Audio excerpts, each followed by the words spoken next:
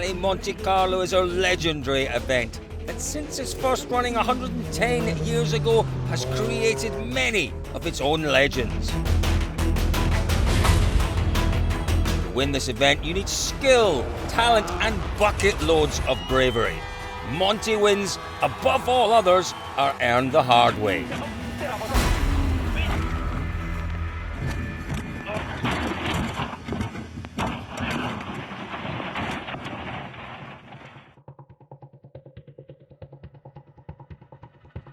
And one man can now justifiably call himself the king of the Monte.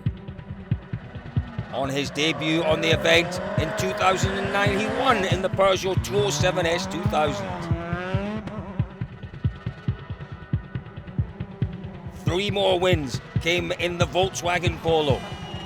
Twice he won in the M Sport Ford Fiesta. And in 2019, it's a win in the Citroën C3. And in 2021, to cement his place in history, he wins for a record-breaking 8th time in the Toyota Yaris WRC.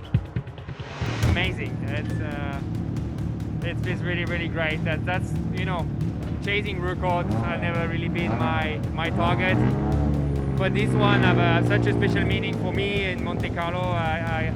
That's where I discovered rally as a kid, watching this rally, and that's where I got my dream to do that one day. So, yeah, I've mentioned it a million times to say that's the rally I want to win the most. And this year, I think I just had an amazing feeling driving the Yaris, and yeah, except for the puncture, I think we had an amazing race with a good speed all the time. So, yeah, weekend like this, you want to have them always.